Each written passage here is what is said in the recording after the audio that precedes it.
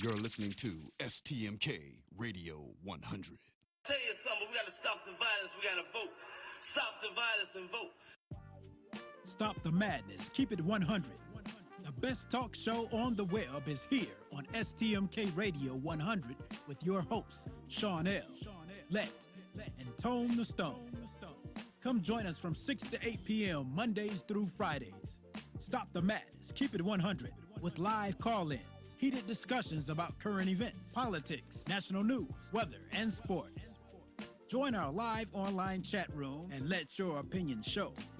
Download our phone app, Stop the Madness, keep it 100 on STMK Radio 100. Come join us from 6 to 8 p.m. Mondays through Fridays. The best talk show on the web is here on STMK Radio 100. Call us at 1-866-484-7865. That's 1-866-484-STMK. Stop the madness. Keep it 100.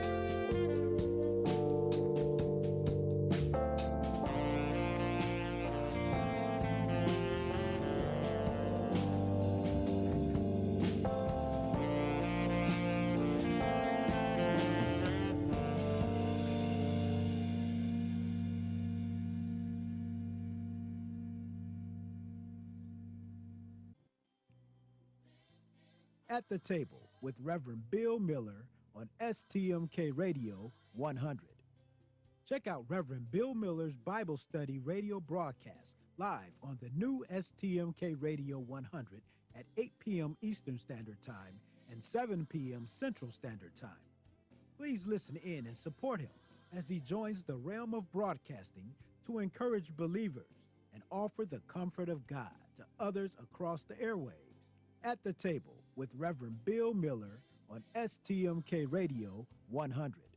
Also, feel free to contact him for prayer, counseling, and conversation at brobill9608@yahoo.com. That's BROBILL9608@yahoo.com. At the Table with Reverend Bill Miller on STMK Radio 100.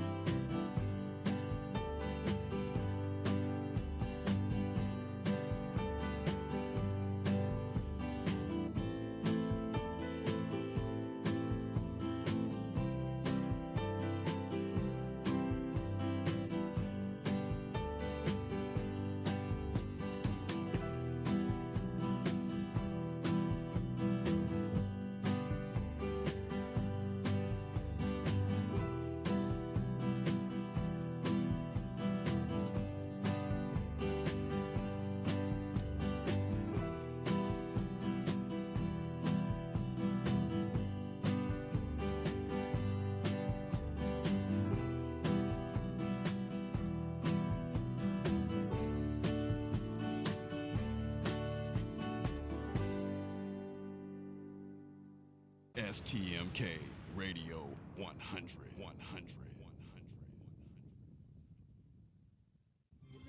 You're listening to Stop the Madness, Keep It 100 with your host, Shawn L, Let, and Tone the Stone on STMK Radio 100.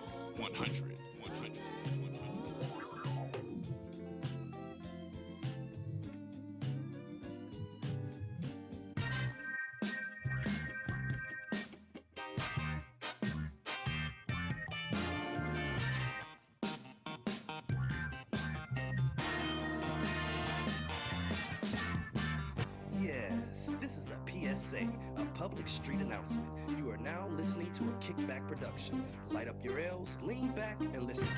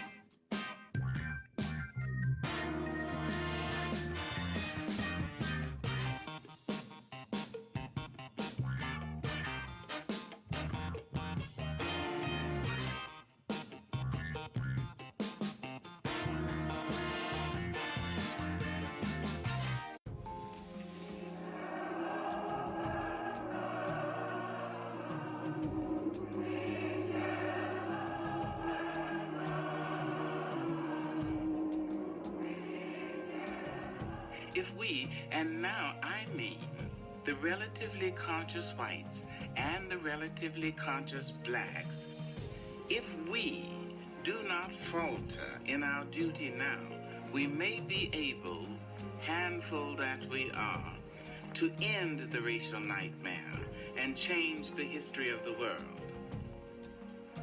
We can never be satisfied as long as our children are stripped of their selfhood and robbed of their dignity by signs stating for whites only. No,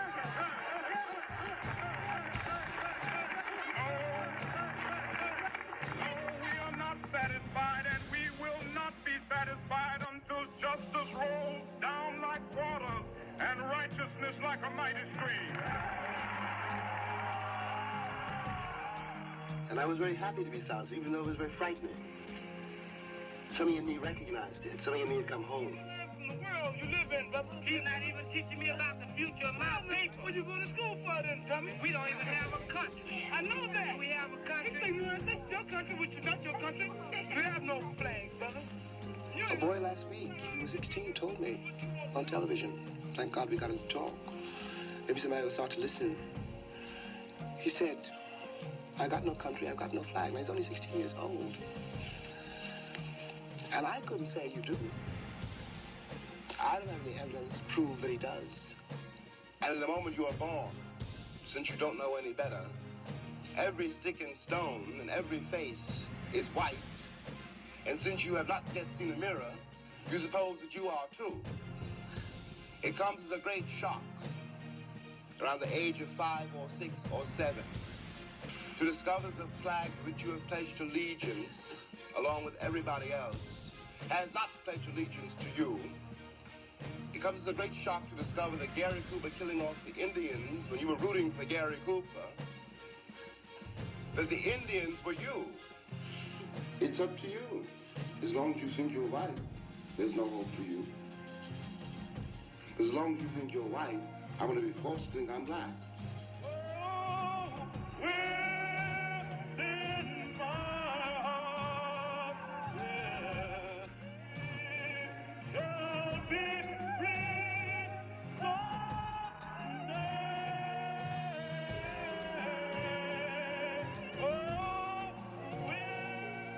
The world is held together, really it is held together by the love and the passion of very few people.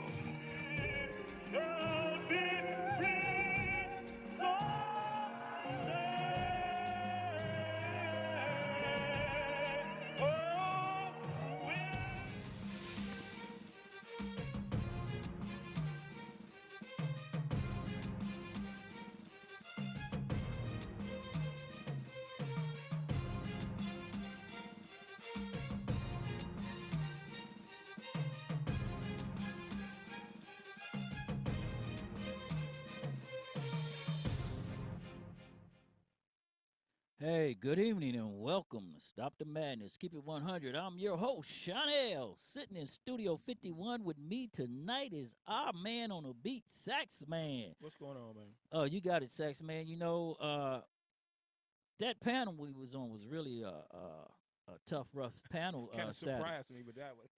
Yeah, you know that was a real thing That right was a there. major surprise. Also in studio with us is J Mac from the shop and Tone the Stone in the house. Hey, Jay, we got to talk. Oh, Yeah, we gonna get it right in there. Ooh, But yeah, you know, before we do anything, I'd like to take this time right here. Let's take a moment of silence for our vice president and CEO who left us a year ago to go home with the father. We truly miss her, and the station is really missing that leadership with her, and we're flourishing. So we want to take a minute to tell our CEO and Vice President Paulette Marie Howard to rest in peace, and we truly miss her.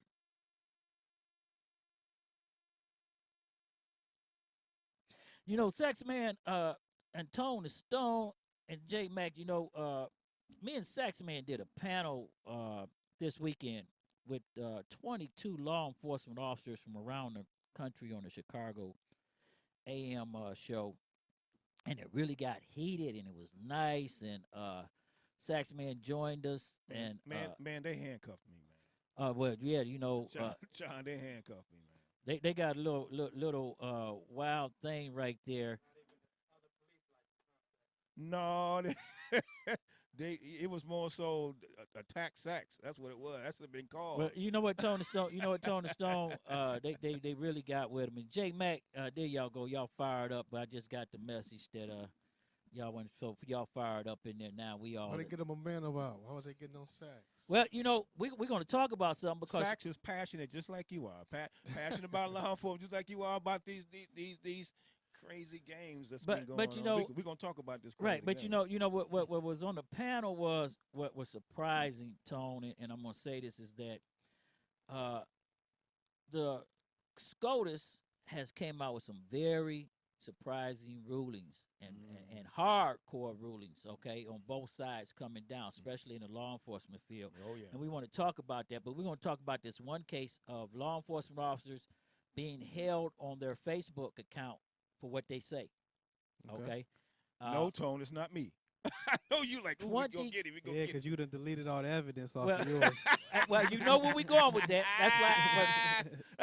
That's why I got Saxman on the panel with us, Oh, my okay, for God. Saturday's panel, because I wanted him to justify some of the stuff that he was saying so he could hear officers right there.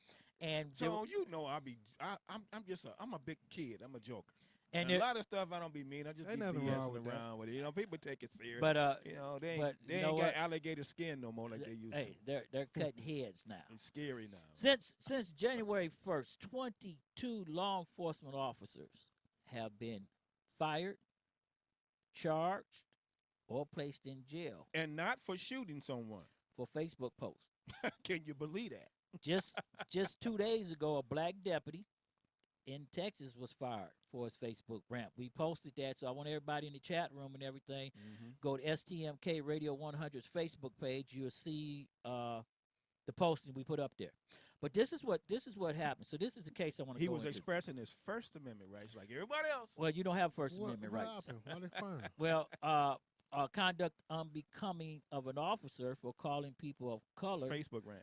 nasty names. It's a Facebook rant. It's more than a Facebook rant, Sax, man. And this is the thing. You He can't, was a black officer too, right? right. You cannot call black females bitches. You cannot call black males niggas. I don't care who you are. If you do this as a law enforcement officer, they're going to fire you. Okay. Okay. Now, I'm going to tell you about a case. Hold on for a minute, section, because I want to tell you about a case. Because I want to bring. I told this officer. Quick, huh? Right. I told this officer that I was going to bring this case up and let everybody know. Okay. And he's a black officer. Okay. So this is not a black and white issue. He works with department out of Illinois. We're not going to say his department. His name is Officer Jamerson. Basically, what happened to Officer Jamerson was that he responded to a call with 4 other officers. Basically, like the case in Arizona. 4 other officers decided that they was going to take out street justice on a young man they stopped. Okay. They didn't understand or know that the factory across the street had some good surveillance film. Okay, so they thought they got away with it. It comes back that they was on film. So the DA went to Officer Jamerson because he was the last one to come. He didn't jump on a guy. He didn't do anything, but he violated his oath because he failed to stop it or tell. Officer Jamerson got smart with the federal prosecutors. Okay, so they put him on trial for willfully violating an individual's rights under the color of law. They went to his Facebook post, and he had rants or posts calling people of color niggers, saying that black people should get their ass whooped, calling black women bitches, saying that they should get beat and stomped because they animals. Okay. Wow. So the federal prosecution, USDA assistant attorney, brought his Facebook post and put it before the jury. He was convicted of willfully violating this individual's rights. Mandatory 5 years in jail plus a 5-year sentence for violating and under the color of law. Okay. So are those concurrent or is that 10 years? Well, it's concurrent. He concurrent. So he did his 5 years. This happened in 2000. He got 5 years for that? 5 years. It's a 5-year mandatory sentence if a law enforcement officer willfully violates your rights and get convicted. But this is the kicker part that I want to bring down here. He filed an appeal, okay? But they used his Facebook post before all-white jury, something that they have never did. The officers who actually assaulted this individual seen what they did to Officer Jamerson, and guess what they did? They went in and pled to a plea bargain to break it down, and they got probation, but they had to leave the police force. Okay. Officer Jamerson Saturday explained to us on the Chicago show that he ended up paying $100,000 for legal fees. He lost his house. His wife and him got a divorce. His kids had to leave school, and his daughter had to leave college. Okay. That's what it serves him right. Right. He didn't take his family into consideration when he was doing what he was doing and saying what he was saying. Right. And this is where I'm coming back to, because Saturday on the panel, all police officers, okay, no civilians, all police officers, and this is what the administrators brought out to the attention. This is what other police officers brought out to the attention. So we're gonna go right there into the thing, okay? Now this is what I'm saying with Saxman for these Facebook rants and posts. Is it worth it, okay, to get a like or to express your opinion and lose 32 years in your field? No, it's not. And when cops are on there doing that, they're not on there thinking that they're going to get in trouble. They feel they're exercising the same rights that everyone else is exercising, their First Amendment rights, freedom of speech. I'm on my personal private page. I'm doing what I do, what everybody else is doing, and it ain't got nothing to do with the individual I'm talking about. But so don't people, wait, but that's what cops are on there doing. Right, but don't every police officer know that your department has monitor? No, they have a social media policy. They monitor and they so that makes make them sure that you don't stupid violate. for saying anything that would put them in that position. What's the policy? The policy is that the social media policy is very, very widespread. It is. Because what it says is you cannot demean the department or your profession. So if you're But it doesn't say anything about you can't talk bad about nobody. Well, but if you calling people bitches and whores and all that, in that his reflects case, on the police department. In his case, I think it's more than just trying to get a like or just even trying to send a message Well, on Facebook. I think he's coming from a place of self-hatred. Right, but I'm saying for all police officers. And he was having an emotional crisis that day probably when he said whatever he said. But he's not the only one. Okay, because he's the example we're using. Right. And I'm focusing on him. But what I'm saying, well, and what you just said goes to the cop in Texas. Right. Because that's all he was doing was just expressing his emotional feeling at that time. There's 22.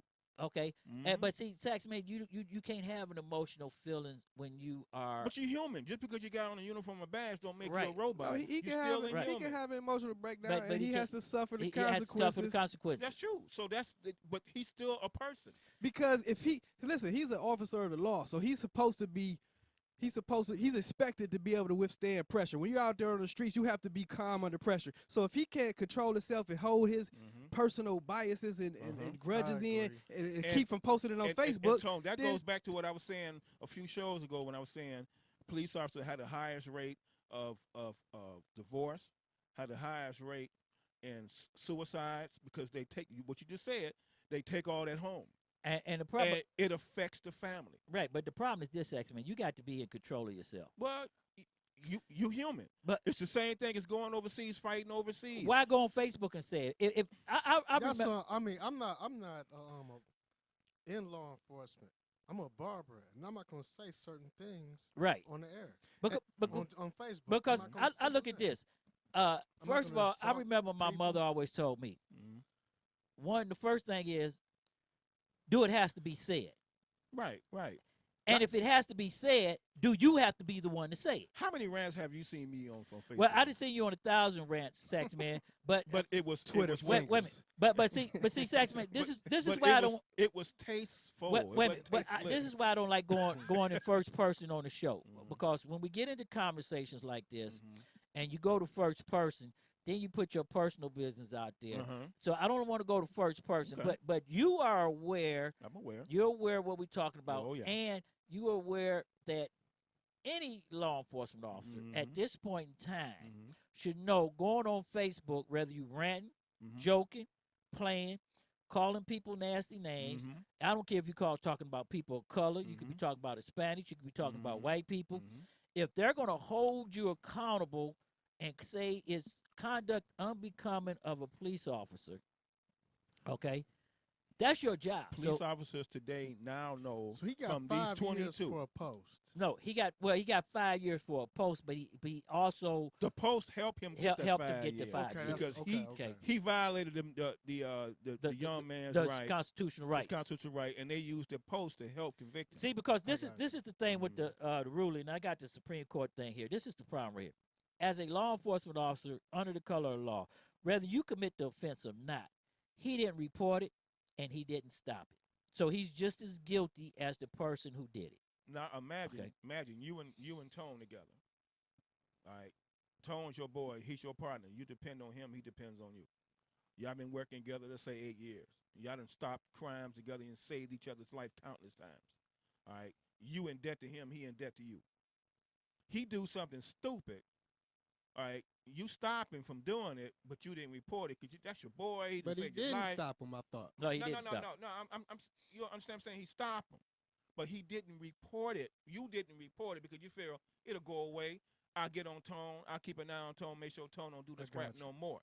Now you in trouble. But you don't have that luxury no more, Saxman. Right now you don't have luxury, and that don't apply to the situation because he didn't stop him. But you know what? This is what the Supreme Court is ruling, and this is where everybody has to understand.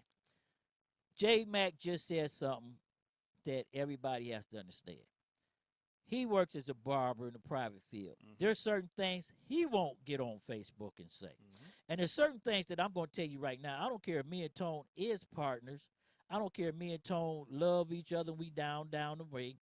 When it comes to my child, my wife, my livelihood, if I make that decision to go with Tone, then I have to suffer the consequences. Okay, it's no longer that you could turn a blind eye. But Shawn, if you feel that you will get away with it, there's no cameras, there's no witnesses. What did I just say? You in the wrong because you worried about cameras and witnesses. You already in the wrong. What did I just say? If you're going to put your wife and your family behind Tone, then you have to suffer the consequences for that decision. I'm not saying to do it. I'm just saying when the situation occurs, what I just said, and you feel there's no witnesses to who's the number one person in your responsibility? I'm responsible for myself. Okay, no, you're responsible for your kids and your family. Okay. And I'm not going personal. When I say I or you, I'm talking general. There's nobody sitting on the panel. Exactly. If you're going to put somebody ahead of your family and the people that you're supposed to be taking care of, then you have to suffer the consequences when it comes down. You would tell on J-Mac if J-Mac did something and it's just the two of y'all, nobody else knows the witness, and you feel, well, Let's put it like this, because that's too vague of an example. Say I go to the barbershop and J-Mac in the back of the barbershop beating somebody's brains out. And I don't really know what it's about. I'm going to at least go to J-Mac and say, chill out, man. You know? If it's something personal like that, first of all, if it's something that deep and that personal, it ain't none of my business. But for his sake, maybe you don't want to do this here, man. Like you just said, witness and stuff a minute ago. Maybe you don't want to do this here. Stop, cut it out, and handle this another time, another way. So let me ask you this, Tone, and I'm gonna ask J Mac this: are you willing to, sitting here right now? All y'all know me, and you know I love all y'all. Are you willing to do 25 to life for me? Nope. Okay. Then that's the bottom line of the question. Because so that's what I'm saying. Would you tell on him? Yes. He just said he wasn't willing to do 25 to life. But no, I'm saying. What I just said is I would stop him. See, the thing that bothers me the most is that the officer condoned what those other officers were doing. You don't report it. And then went on Facebook and pretty much conveyed that sentiment that he feels the same way as those white officers probably feel. Huh? Yeah, but I mean, that's the example we're using, so that's what I keep referring back to. And this is the question right here. You don't have to use an example. Because when you sit there in roll call, and this is what Saxman have to understand. When I sit in roll call. I understand it. And when we sitting here, I'm going to either sign on to do 25 to life with you, or I'm going to do the right thing. When I turn a blind eye, I already know I'm going to get 25 to life. Okay, and that's why I asked you the question. It doesn't matter whether J Mac's my boy or not. It doesn't matter if he saved my life or not. The question is Shawn willing to do 25 to life? Right. If I'm willing to do 25 to life, let's go. Then I'm going to turn my head and look the other way. And when I get caught, I'm going to suffer the consequences for that. But Shawn has never been willing to go to jail for nobody else. I love my freedom. Okay, and I can say this in roll call. I tell everybody I don't drink on duty. I don't steal. Okay, and you're not going to do it with me. Okay, so we already understand where my principles are. And if you understand my principles and you violate my principles, you make it a lot easier for me to do what I need to do. That's one of the main reasons why I like working one man. Okay. I liked working by myself. You mean you I'm responsible for what I do. I don't want to be responsible for what my partner does. Okay, I understand. I enjoy being by myself because I ain't got to be bothered with it. Doesn't make a difference whether you by yourself I or not. I'd rather do it because just what you said can happen. But Saxman, if you my boy and we've been together 8, 12, 14, whatever years, I don't want to tell on you. You know, our kids growing up together. What happens? I don't want to tell on you. What happens when you're in law enforcement, you don't get to pick and choose what happens. Well, fact of the matter is, there's so many thieves in the police department. They might not want to work with y'all anyway, because y'all good, honorable people. But I want to go back to this right here because damn you, Tone. But before we get to the other cases, I want to go to this next case. And Officer Jameson, I put that out there, and some administrators, and we talked about Facebook on Sunday show. But this is the biggest case that they dropped on us. And I think I mentioned this case last week when the Supreme Court came down of the ruling of Collins versus Virginia, where now a police officer needs a warrant before he can go on the private property. And that case is coming back around because a killer of a Cleveland police officer may walk free. I think he is. Of the killing. Well, we don't know yet because you have to look at the things. But before it was if something was in your driveway, wasn't locked in the garage or whatever, I can come on your property, look at it, whatever. Well, in Virginia, and this is not a black case, it was a white case. A guy was on a motorcycle, stole a motorcycle, and he kept outrunning the police. But what he did, he put the picture of him and the motorcycle on Facebook. They got it off of Facebook. They found out where his girlfriend lived at. That's why remember the show America's Dumbest Criminals right, canceled. Right. They don't have to pay now. It's free. It's free on Facebook. On Instagram. But this is what happened. They went to his house. He had the bike up under the tarp. He was at work. The policeman walked in his backyard, looked under the tarp, seen the bike, rented the van, and came back stolen. They all left, waited for him to come home, and then they came, got him when he came home, arrested him, charged him with stolen property. He went to trial. He was found guilty of receiving stolen property, felony fleeing and looting, and they was getting ready to sentence him to about 16 years in jail. He appealed it. The appellate court agreed with the police, okay, and the Virginia State Supreme Court agreed with the police.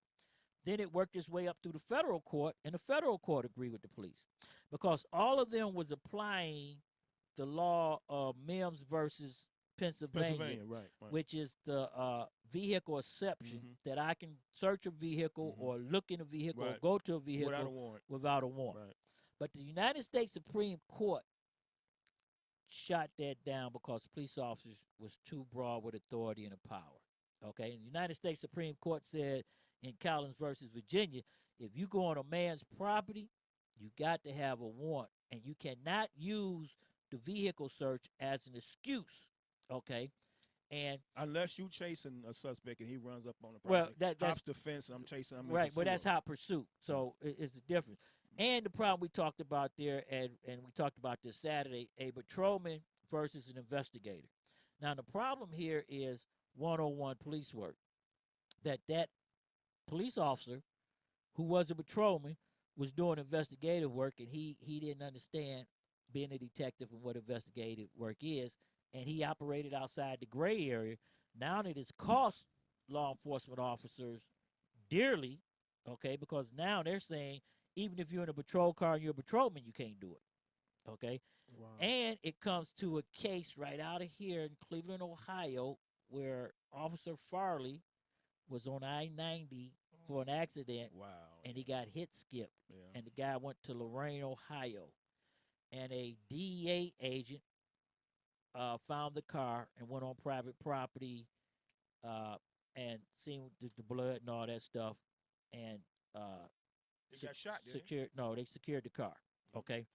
But what the problem is right here, what the Supreme Court saying is he did that without a warrant, which means that it's an illegal search and seizure. He went on private property, and that means that any fruit of the crime that he discovered without that warrant can no longer be issued. So once he discovered the vehicle, he should have stepped off property. Well, no, he should never went on the property. You can't go. You can't back up. What the Supreme Court is saying, Saxman, when he seen the vehicle and he thought it was the vehicle, he should have backed up then. He should have backed up when he got a warrant.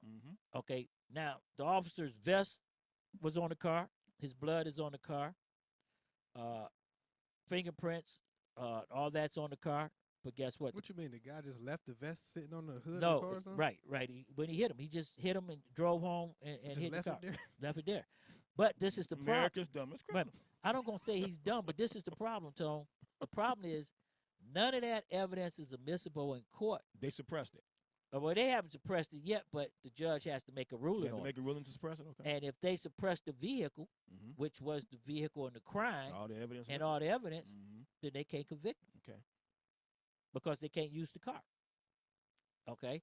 Which means that he may walk free. Because I think he is. I think he is going to walk free. I mean, the judge has to rule. He has to follow the Supreme Court ruling. Exactly. And we're going to go right here to this ruling was handed down by the U.S. Supreme Court. Move.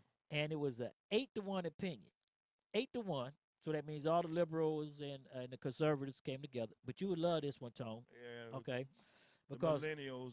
The female judge of the United States Supreme Court, Ginsburg, with herself, because you know she loved going to college, she made a statement that Saxman and every police officer needs to hear, and they heard it Sunday from one of the senators, that no type of police misconduct, no matter how small it is, can be tolerated.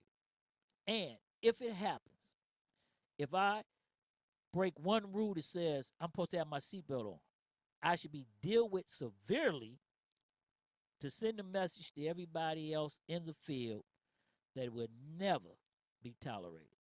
And that's her ruling coming out of the even the an Supreme officer, Court. when he gets in his patrol car, he got the belt up. Right.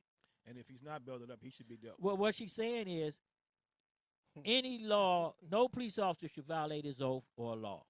And she's general about it, okay? So, I mean, you have to look at this. The president's not above the law. Police officer's not above the law. And that's something that we all must worry about right there. But we're going to move on down the line off of that. But you need to worry about that. No, you don't need to worry about that because you need to know the law, though. See, this is the thing what I tell everybody that we talk about, that we all need to know the law. But we're going to move down here because we're going to move right into our discussion right here. See, that's the problem. Everybody getting up in there, man, changing these laws, making things. Well, Saxman, you can't blame nobody. You can't blame nobody but the police. Going in messing it up. You can't blame. You can't blame the community. Messing things up. You can't blame nobody but the police. When you take an oath, messing things up, huh? Instead of fixing them, make them right the way they're supposed to be, they messing them up. Messing it up, man. You can't. Look, that was a perfect arrest. Perfect. Here's the police officer get hit on the side of the road. He get hit. Oh, you talking about that? Yeah, and he get run over. They find the car, find the suspect. You gotta let him go because how was some BS. How was it perfect though, Saxman? It's perfect, man. Come on, listen. An investigator. That's like an investigator coming to your. That could have been me or you, man. But that's like, well, first, I've been mad as hell. But that's like an investigator, me coming to your house, Saxman, and illegally search your house. I understand that, but nothing was illegal about that except him coming on the property now because they changed the law. Well, no, the law's always been that. No. Yes. Oh, fire detective. This was the DEA agent. Wait a minute. It doesn't make a difference. He's an detective. The law has always been if you're going on a person's private property to investigate a crime and look for evidence, you have to get a warrant. I understand that. Okay, that part I understand. So that DEA agent, it doesn't make a difference. He should have backed up.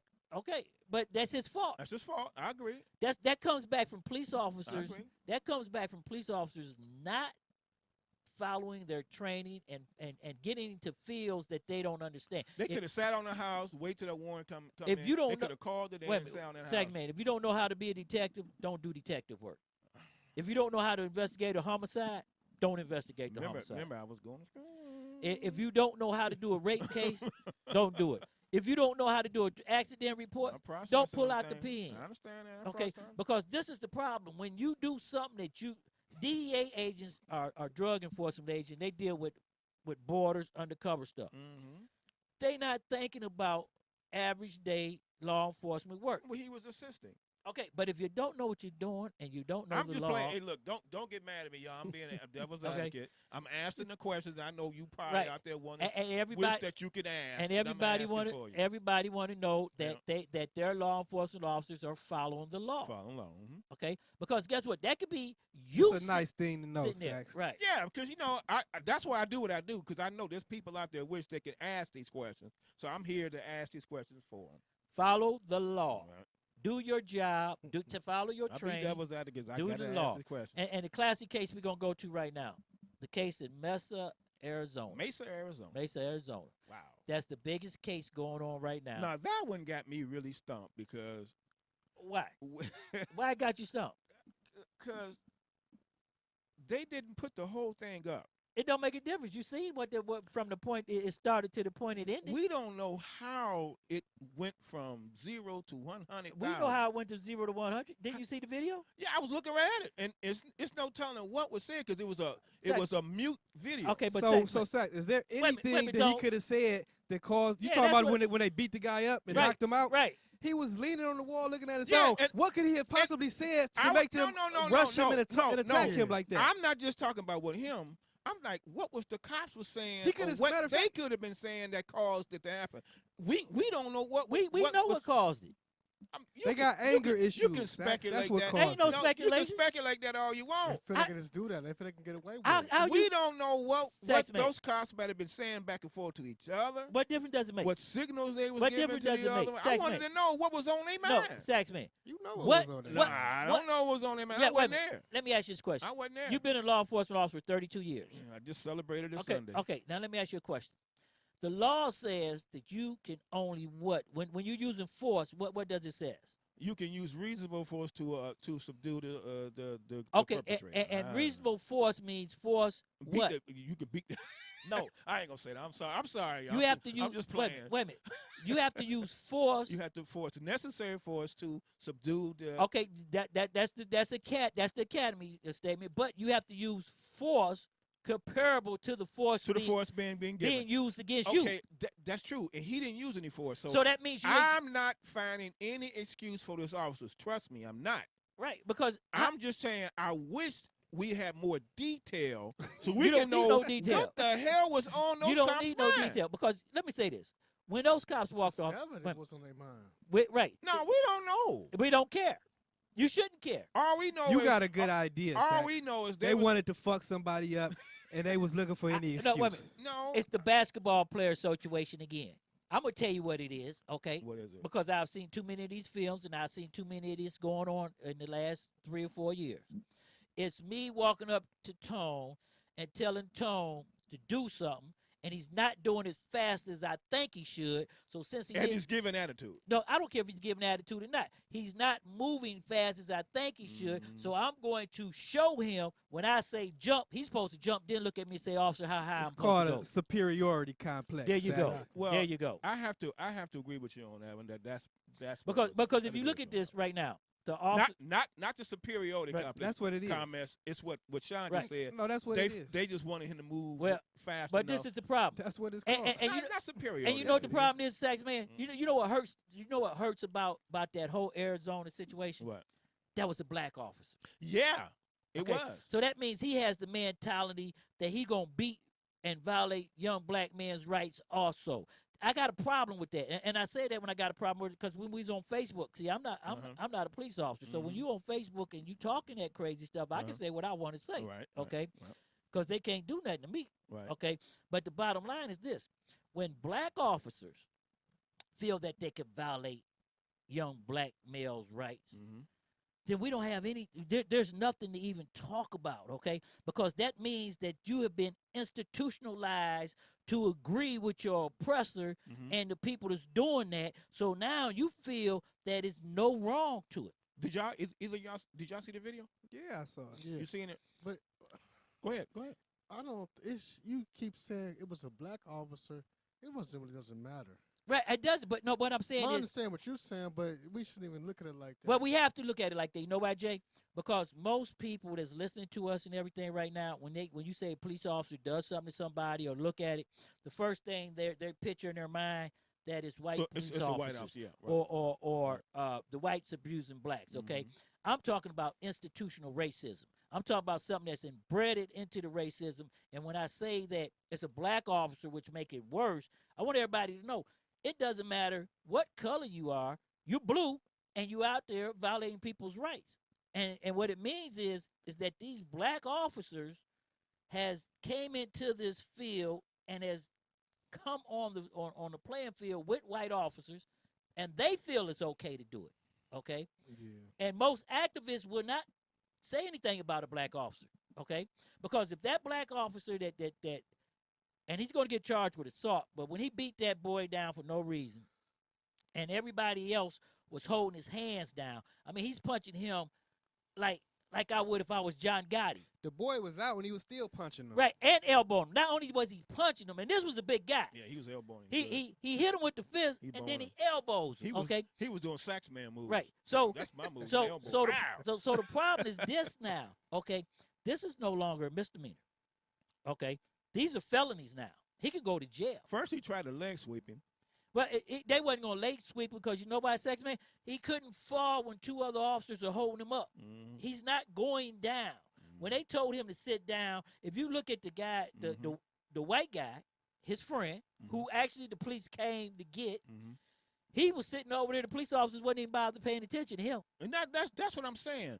They went straight to the brother. Why did they go straight to the brother? Because you know why they went straight to the brother. Okay, it's no question. And the white guy was a so-called domestic situation. They still focus on the black dude. That's what I'm saying, boy. They came for him. They came for him. Okay, the call was for him. They didn't even go to the person that they was calling for. Right. They didn't even deal with the person they was calling for. Right. The brother was okay. He leaned up against the wall. He leaned down. Man, his business. He's complying. He on his phone. First of all, he's complying. He's not resisting. just because when they told him to sit down, he didn't sit he down took his quick time. enough. He went Okay, over, linked up. but the problem is this: he didn't swing on the officer. Sure So didn't. the force, that's like me telling you, Tony Stone, to sit down and put your hands down. You don't put your hands down. I come over there and shoot you in the chest with my gun. Because that's the basic to say what Mesa he did. did that not too long ago, too. Who? They gunned the young homeless guy guy. down in the home. No. This was in a hotel. Right, in the hallway. But he had a weapon there. He did. He had a weapon. He was an exterminator. He didn't have a weapon on him. He had a BB gun that he used to kill rodents. Right. He was there under the But the guy told him under his he was there. He said, crawl towards me, lay on your face, do not move your hands towards your body. He kept saying it over and over and over and over and over. They and had over the again. man's face down with his legs and hands crossed. They could have went up on him and apprehended him.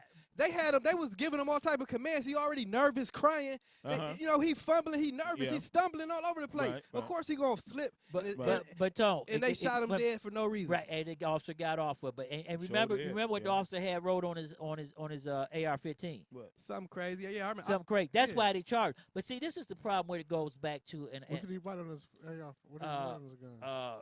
Something like some killer. I mean, it was it's like hell has no fury as a white man killer or something crazy. He's an old military man like you. You know, he come back from this time of day. He was a young boy. I say this to our audience. Oh yeah. He was a young boy. But he was another one with a superiority complex. Right. And I say this to our audience, and I'm serious about this, and I say this to you also, Saxman. Oh, here we go. Is that when you make jokes and you say things, whether you think about it or not, that's why I say you should never speak before you think about it. That can come back to haunt you. Go back to 1994. What caused O.J. Simpson to be found not guilty? Because of Mark Furman's racial rants. And Mark Furman talking about beating black men, and then he got on the stand and lied. Okay, that's why Furman went to jail, because he got on the stand and lied. Okay, so when he lied, this is what I'm telling you. When I have no faith in the investigator, then you have no case. They got a case right here in Cleveland. We're not going to talk about it, but they have to move officers out of units. They can't even go into court no more. You talking about the? Just stop it right there. Okay. Stop it right there. About to dry snitch on your brother. Right. So, but the problem is when you cannot trust the officer. Okay. And that case in Mesa is going to turn in, and then we finally found out what happened in Milwaukee. Okay, what happened in Milwaukee? How they stepped on all over the basketball players' ankles, trying to hurt him and all that. Ooh. But guess what? The last body cam that they released, guess what it happened?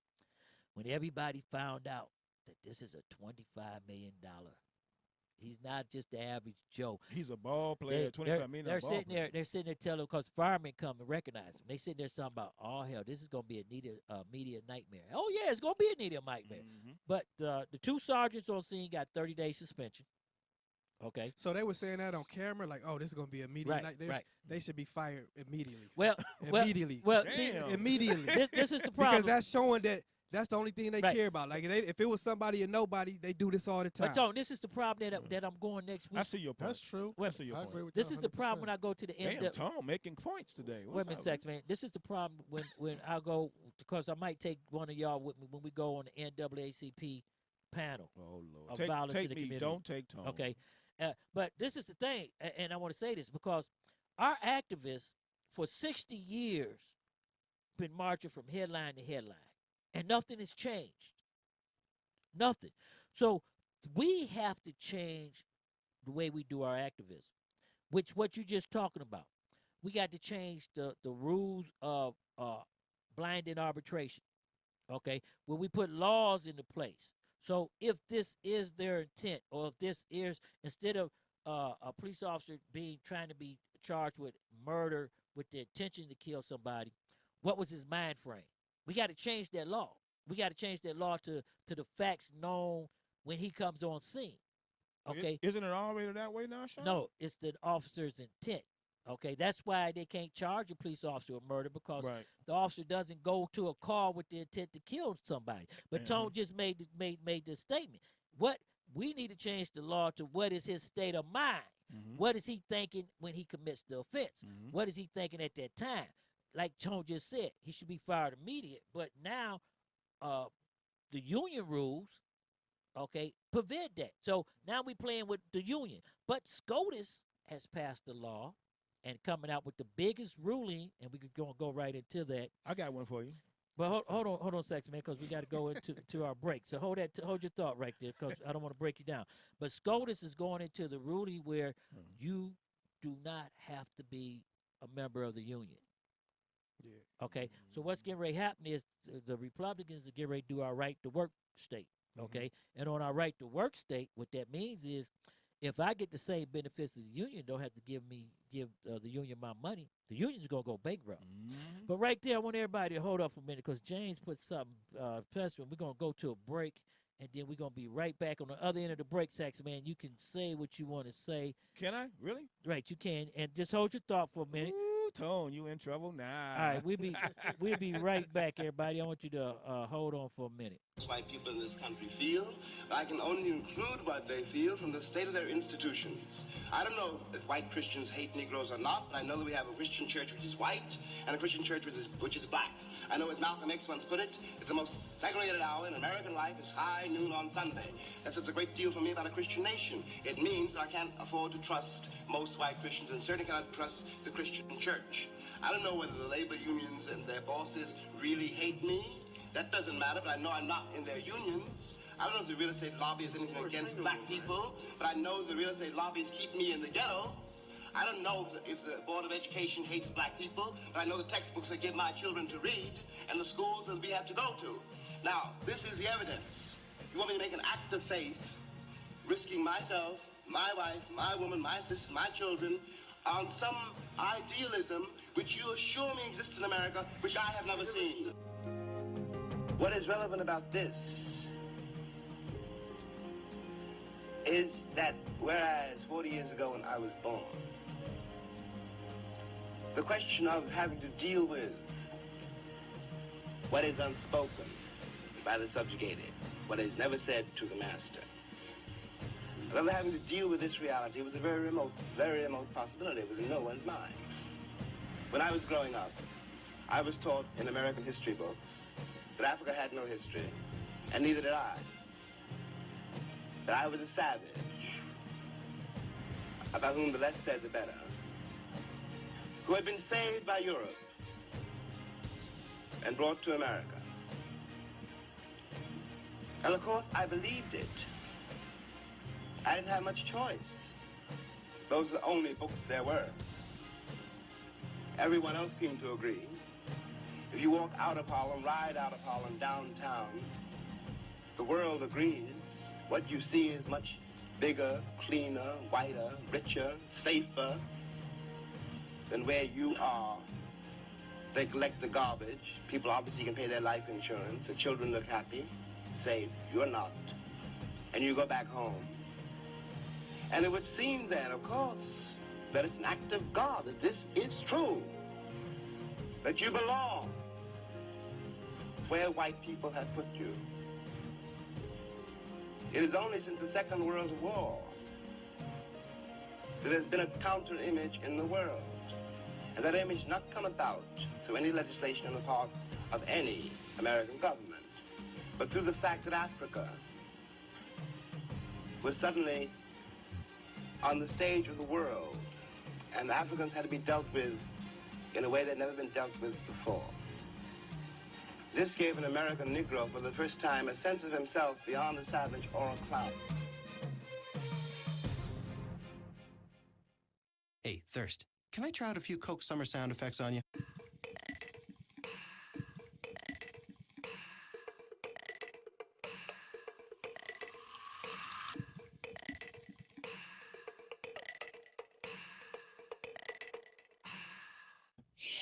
Cool. You okay with this? Yes. And this? Yes. And what about this? Yes. Ha! Gotcha there, Thirst. That wasn't sound effects. That was a Coke. I'm no longer thirsty. You're so out of here. Coca-Cola. Open happiness. Interested in starting your own podcast? Audioboom can help with our $9.99 monthly subscription plan for hosting and distribution. You'll get 200 minutes of recording time per episode, a branded homepage on the AudioBoom platform, embeddable players for web and social media, advanced analytics, and so much more. To sign up for your $9.99 monthly subscription plan, go to audioboom.com/start. That's AUDIOBOOM.com/START.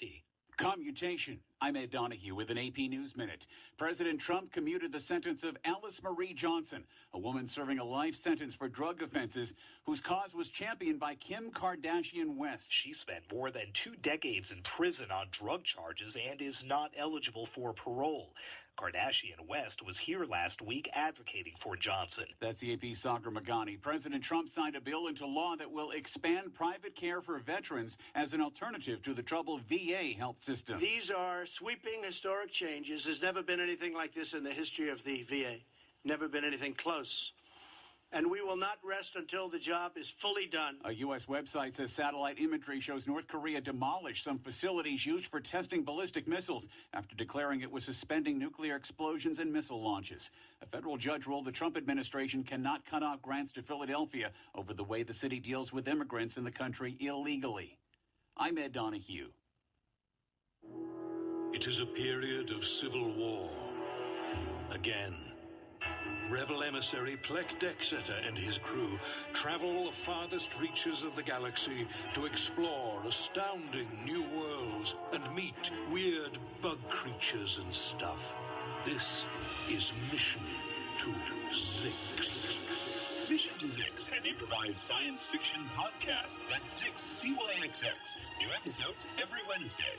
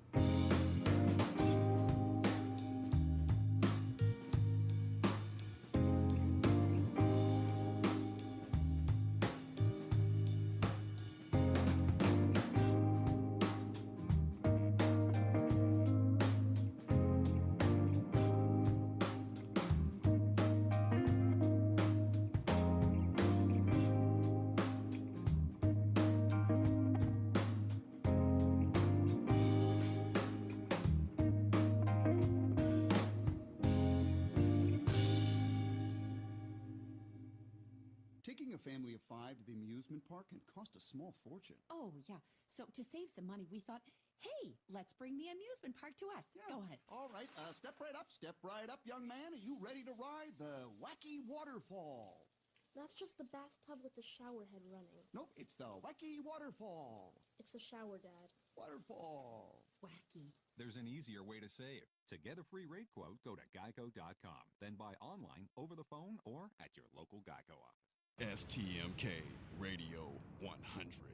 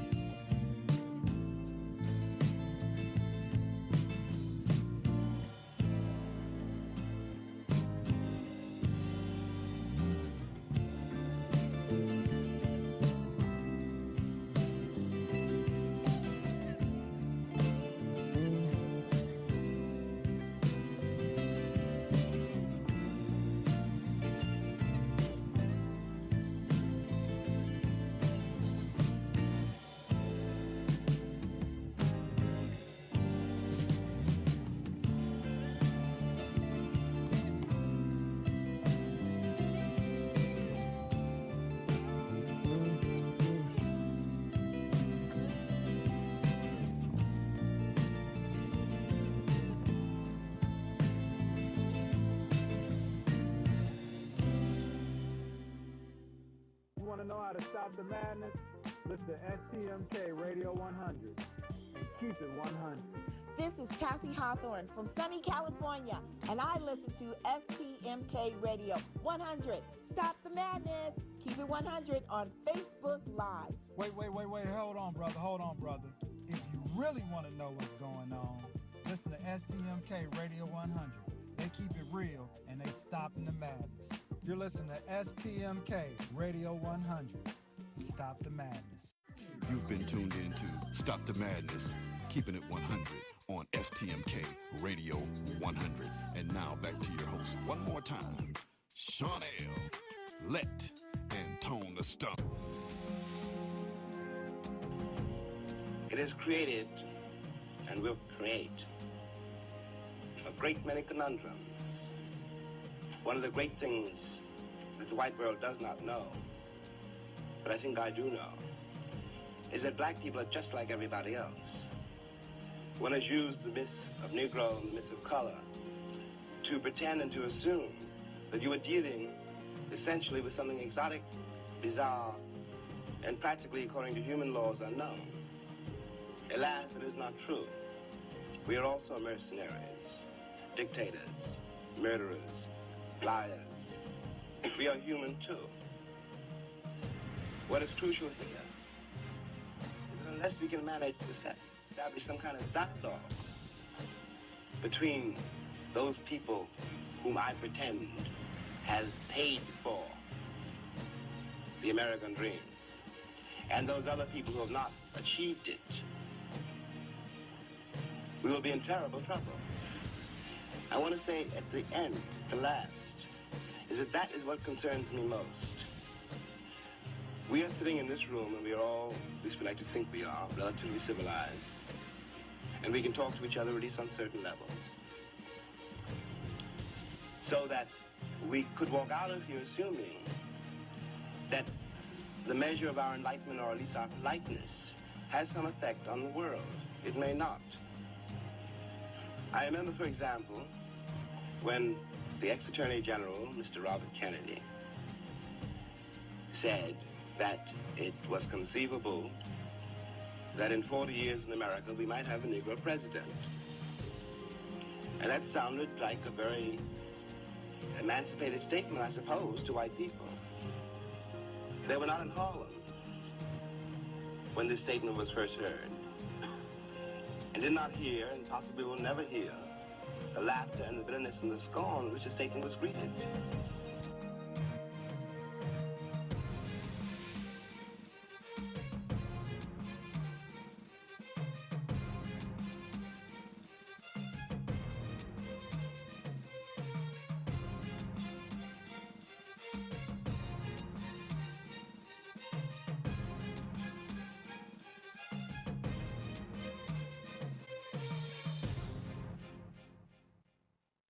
Hey, welcome back, and we going up in here to Free Fall Thursday on our second hour. Saxman, I didn't mean to cut you off right there, but you were saying something. Go ahead with you. Yeah, you did. You do that to me all the time, but ain't Tone is you.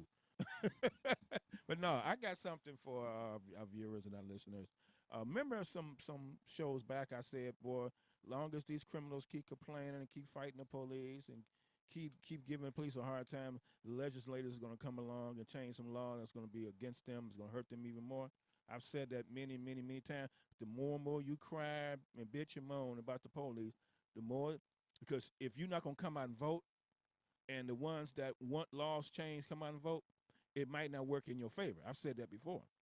Right, but if you don't like the police doing certain things, you need to come out and vote. Right. Or if you're not a voter, but you're a person that want to step up and do something, graduate high school. All right, go to college, get a degree in some type of political science, run for office, get in there, and be a lawmaker. Well, you don't need no degree to be a lawmaker. Well, I'm just saying. All you gotta do is be a U.S. citizen and over 21. But see, that's how they're gonna pick you 18. over. That's how they're gonna pick you over the layman's. But see, this is the thing that I have right here. The community, and we're gonna talk about this right here. So, as Baldwin said, going back into their education is the best policy. Remember, before we went to break, I talked about our activists. 40 years they've been running from headline to headline and not doing the proper thing.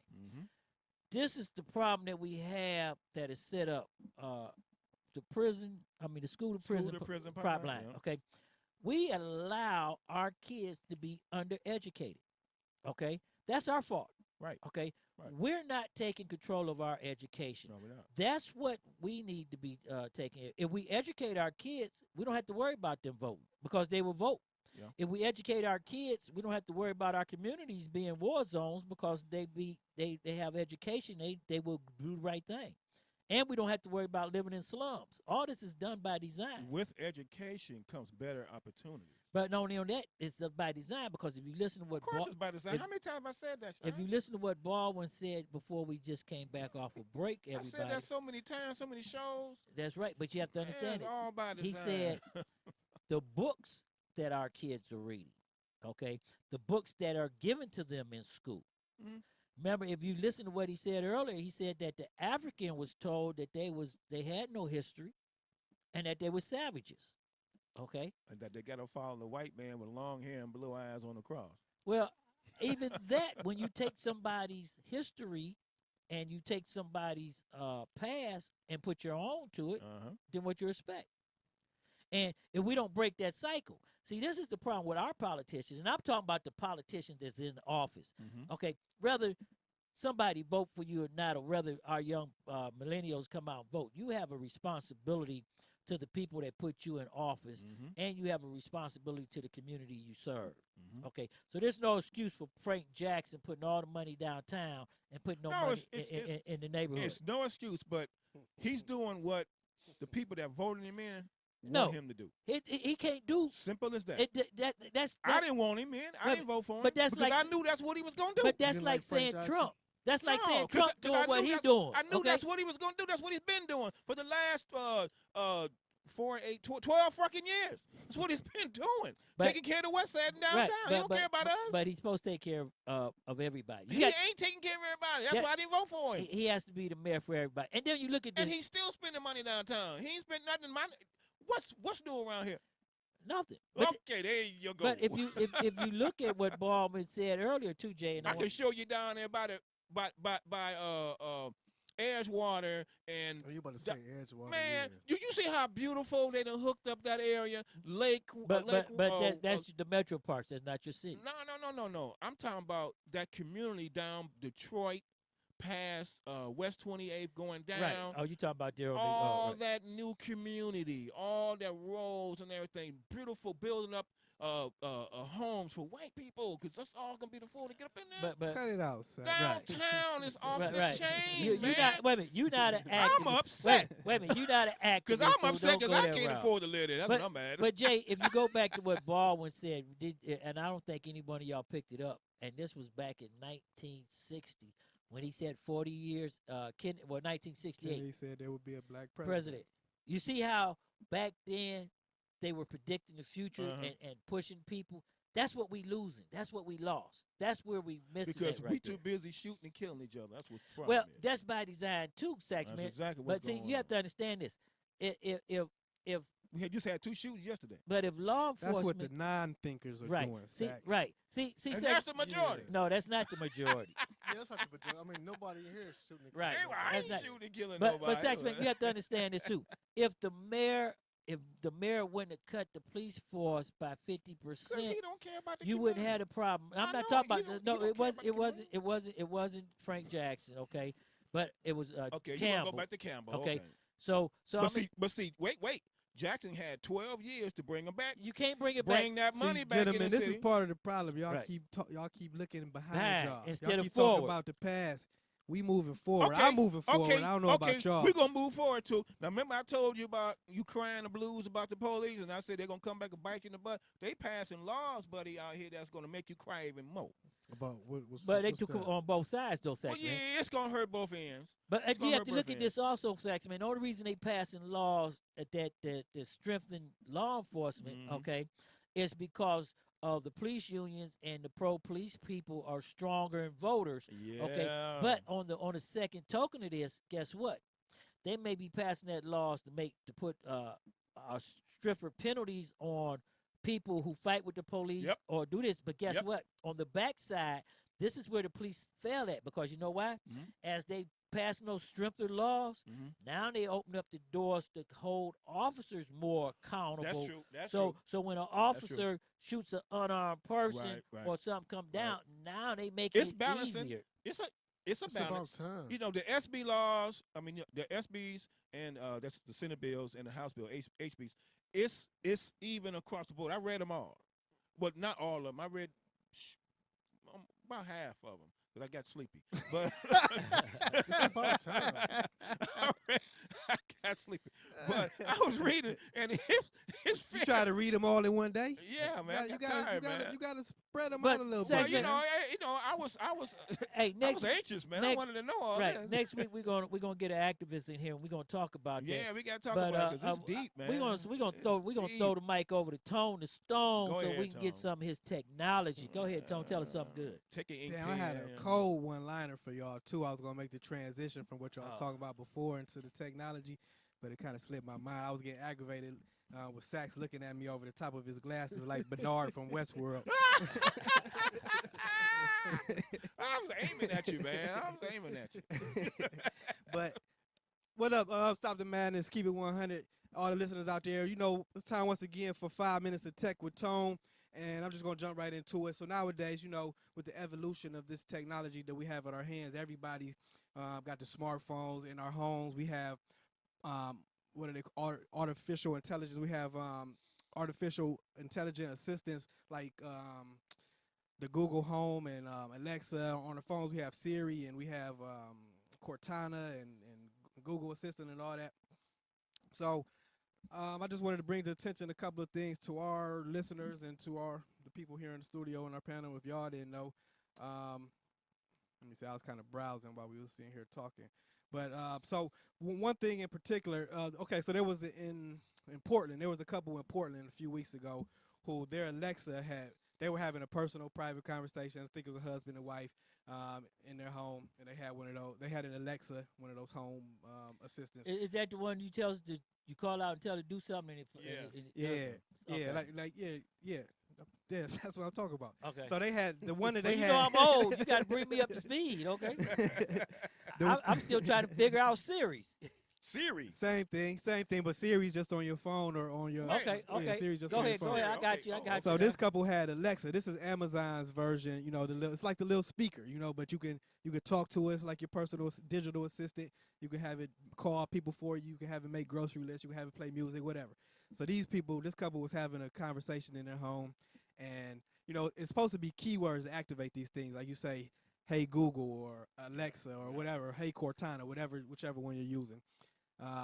So apparently these people didn't know. This couple didn't know that they had activated it, you know, in the midst of their conversation. So not only did the device start recording their personal, intimate conversation, but it sent this recording of their conversation to one of like a business contact in their address book in a whole nother state, right? Yeah. So it was no big deal. It was like nothing that was embarrassing or like, you know, crazy or nothing like that. But it's just like a breach of, you know, the trust and the expectations for when you're using this device. So I just want to, you know, make people aware. This is specifically for Alexa. You know, I'm sure it's ways to do it if you're using the Google Home or if you're using Siri or Cortana or anything else. But if you go to USA Today from May 29th, and, you know, I'm not going to read the article for you, but I just want to let everybody know that there's a tech article telling you how you can listen to everything that Alexa has recorded in you. And I'm talking about, and this is for everything, so it's not just Alexa, but it's Google, because I read something else where somebody heard all the recordings that their Google Assistant had on them for years now. Like, I mean, it goes all the way back. So is that conversations we having? Yeah, it's conversations you have. Now it's only supposed to record when you say the keyword. Like you say, "Hey Google," it responds, yes, and you give it a command or you ask it something, and it records that. Okay. Like, so you're supposed to expect it to know that. But sometimes something triggers them and they start recording without you even knowing. Oh, so right. So while I'm sitting there, so you might say talking private, they record. You might say make noodles to your significant other, and Google might from another room and may think you said, "Hey Google," and it might start recording, and then you start talking crazy. So so the point is, maybe you want to go and periodically check that, see what recorders it has on you, and make sure it's not sending this information like in the case of this couple in Portland. It recorded this conversation, then it sent it to one of their business contacts unknowingly. Like they had no idea. How can you check?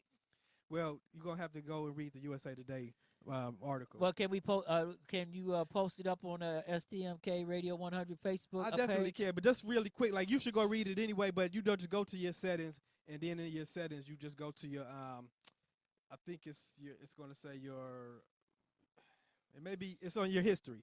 So you go to your settings and you hit the history, and it'll show you all of the voice recordings that it has on you since you've been using that device. And like I said, it should be the same thing with all the others. So the Google Home device, if you're using the iPhone, the Siri, if you're using the Edge browser for Microsoft, Cortana. They may have a speaker too. I think Apple has a home speaker too, a Siri device. So any of these things, if you go into your account, you go to the settings of your account, and most likely it's going to be the same history page that you're going to want to look at. So people should periodically check that out just to see, just even for your own curiosity, just see that the things that your digital assistant has recorded on you. Is it true? Is it true that the CIA is using? Don't ask me. I have no idea. You should know that. I would. I mean, no, that's CIA, man. They don't correspond with us. I mean, I would think. I mean, not even think. I know they have the capability to. Now, whether or not they're recording all 300-something million people, that seems a little outrageous. You know, but they picking and choosing who they might want. Yeah, if they for whatever reason they wanna eavesdrop on you, and so I'm sure they can. I'm sure they do.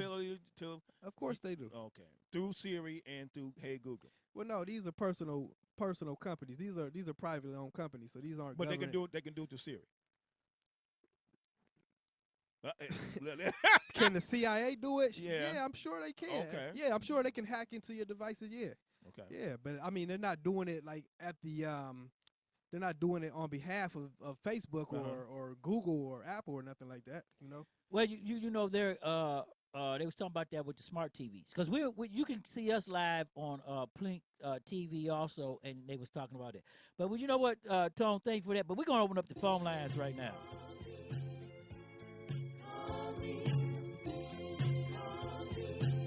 Very educational, Tom. Very educational. You're welcome, Sax. I still can't get stuff out my phone, though, man. You ain't gonna never get rid of all that porn. I've been trying to delete it. That's probably what the problem is. Hey, the control room telling us we got us a caller on the phone right now. What's up from the 216? Can you hear? Hey, what's going on? Caller right now. Hey. Ryan, I want to ask you a question right now, because we're going for Free Fall Thursday, and you know our Cleveland Cavaliers are in a bad mode. Before I go toe-to-toe with J-Mac from the shop one more time, tell me what's going on right here. What's a lot of things? First of all, the Cavs aren't playing defense. Go ahead, caller. Tell us what's going on with the Cavs. Come on, let our audience know. Let it out. Well, here's what's going on. They ran into a buzzsaw. They ran into a good team. Number two, to be honest and truthful with you, they've really been getting bad calls. You can't beat 5 on 7. So, nevertheless, being said, this was a successful season for the Cavaliers. There should be no fan in the city of Cleveland that should be upset about this team. I am. I disagree with you. I am. I'm upset. Wait a minute. Hold on. Let our caller have the air. Go ahead. I can't hear nothing. I turn my head. Go ahead, caller. Let me finish. But the simple fact is, you got to realize, fellas, this team was put together through midway through the season. If this team was together through the beginning of the season, then you fellas should have a problem with it. Okay, I got you can't have a problem with a team that's put together midway through the season and still make it to the championship. Right. You can't do nothing with these guys, nothing but due respect. Right. Well, let me ask you this, caller, because I got you right here, and the phone lines is tied up and bumping. So I want to ask you this question. You in 2016, we came back and won them all. You don't think we can do it again? Well, this was the old thing. That was back then. This is now. So no miracles on the lake. Hey, said, all these guys going to do is get their fishing rod and their fishing hat and let's go fishing for the summer. They did their job, ladies and gentlemen. No, once again, nobody in the city of Cleveland should be mad or upset at this team or this organization. If LeBron chooses to leave, we have no qualms and no complaints. So you don't think that they're going to make the last 4 games? He said Friday, that's it. That's what I'm getting Friday, that's it. But I have hope for the miracle on the lake. Okay. It ain't over till it's over. Right. So I have anything's hope. possible. Anything's possible. You know what? I don't disagree with you that they shouldn't be mad at the Cavs. I think they should be mad at themselves for letting the Warriors come in here and that lack of energy that the crowd gave and let them win that game last night. The crowd should have shut them down. The crowd, like the Golden State Warriors fans, how they use it's like psychological. Like when J.R. Smith went on the court for that game too, when they started chanting MVP for him. That's psychological. Like they playing with your head. The crowd. I don't think our fans did that last night. They basically didn't provide enough the energy and the mentality to help the Cavs but you know to what? that win. You gotta give them something to be hyped up off. Right. But caller, they hyped because they there. They should be hyped because they there because we playing for the championship. That's all. But hold on, caller. That's the problem right there. Everybody happy to be there, to be number Be two. Well, number 2 is better than number 3. No, but that's not. That's not what I said at all because I that's said not they the there. mission statement from the Hold on beginning. for a minute. Hold on, because we on the phone right now. So y'all hold them thoughts. All right, go ahead. Caller, since we tell us about Game 1. What was your thoughts of Game 1? Game 1, they got cheated. Well, number 1, before George Hill even went to the foul line, LeBron was fouled. Correct. And we go back down and play defense. We come right back down and get a charge call, and it took it away. I blame some off of basketball. You never want to blame it on the referee. You never want to. But at the end of the day, fellas, this is what it was. They didn't seize the moment in Game 1, and that fed into a problem in Game 2. Look at any sports. When you play bad, you get bad calls.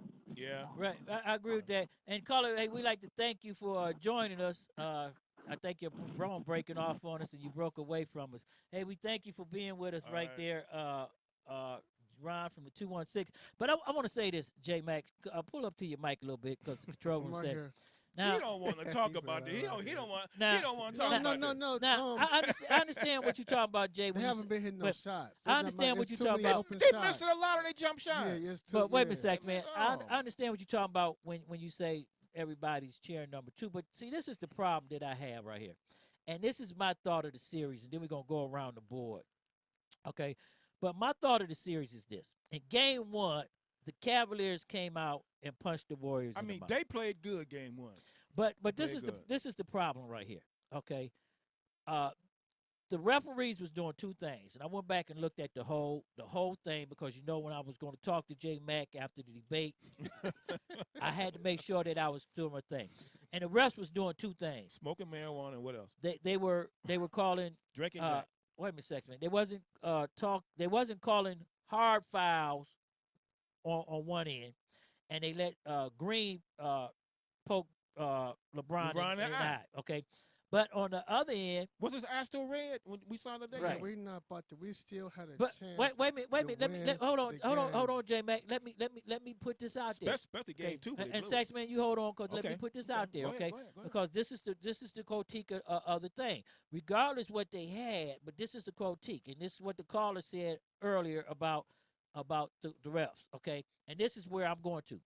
Game 1, they wasn't calling hard fouls on one end, okay? But they was calling touch fouls against the Cavs. Cavs couldn't blow on them, okay? Wow. And they was calling the fouls, okay? Then you come down to the call when LeBron got fouled, okay? They didn't call a foul at all, and I was talking about the hard fouls. And then you come back to the charge. Now, this is the problem right here with the charge. And this was the game, okay? And all these calls from this point forward affected the game. I don't care what you say, how you say it, when you say it, it affected the game. Because when KD came down and LeBron moved in and they called the charge, NBA rules is this, and it's been this rule since the league was formed, Jay. You can't get around this one, okay? Is that when two referees call opposite calls, they defer to the referee that's closest to the call. Okay? It's always been like that. Okay? So when that referee called the charge on KD, they wasn't even supposed to go to replay. Okay? But they came up with this thing, and this is where I have a problem with it at. So listen to me for a minute, everybody. They said that LeBron was in the protective zone, but they already knew LeBron wasn't in the protective zone because the referee was standing right there and called the charge. Okay, now the guy behind him, who was also looking at LeBron, didn't call the protective zone. He called the block. So neither one of them, they already knew they was in the protective zone. So they say, oh, well, he's in the protective zone. We got to go back and look at the video. Now, this is where the problem I have with the rules, okay? Yes, once they went to video, the rule says, and I'm going to give that to you, that they can review all of it, okay? But this is the problem. Once they went to the video and seen that they made the bad decision that he was in the protective zone and he's 2 feet out the protective zone, I don't even think they should look no further than that. Okay? Had they properly did that call, the Cavs was up by 2, 40 seconds in the ball. That's game. Okay? Now, ain't no guarantee of that. But it could have been game. Okay? now I'm gonna go back to I'm just picking out where the referees did something in the NBA that they were not supposed to do. I agree that they blew that call. They affected the game, and they affected the outcome of the game. They blew that call. So when you look at the Cavs, this is where I'm talking about the Cavs. You took away their mojo. And listen when I'm talking about the Cavs, okay? So look where I'm going because I'm going to give it to you. I'm going to throw it back out to y'all, but I want our listeners to get it broke down before we get into it, okay? Get it broke down. The second thing was LeBron came down and got fouled. And they didn't call that foul. Then Hill came down. Now, this is where I have a problem with LeBron. 15 seconds in the game. You're the star. You're the GOAT. You're the man. Take the ball to the damn hole. Quit playing soft and win the game. Okay? You're a close to 99% free throw shooter. You know. No, he ain't. Well, wait He missed a bunch of them. But he has a better chance. Wait a minute. He said if you're going to shoot, but if you're Not going, this series. wait a minute, if you're going to, if you want anybody on that court with the ball in their hands, it's LeBron James. We need Michael Jordan up in there. We need wait a minute, Trump. I mean, wait a minute, Trump. Sax. He called me Trump. Just sit back, Sax. Now, he throws the ball to Hill. He'll get fouled because Hill don't have a chance to sit up for the shot anyway. All right. Okay. Now, this is the problem I'm coming back to that me and Jay talked about, not having a supporting cast. Okay. Hill, 4.6 seconds on the clock. The most important game in your career. You may never, ever have this chance again. This is what you dream of when you're a child sitting in your backyard. 2 free throws to win the game. First free throw, he makes it. Okay? Second free throw, settle down and do your job. That's what you're getting paid the big bucks for.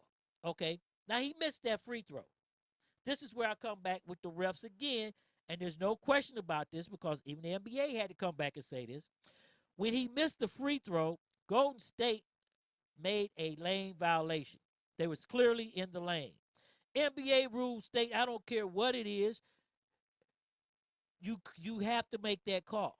You cannot say I'm not making the call because it doesn't matter. It does matter, and it affects the outcome of the game because that was the last shot of the game, and had they called the lane violation, as they were supposed to by rule, because they don't have a choice, say that's not an opinion, that's not an option, they were supposed to make that call, okay?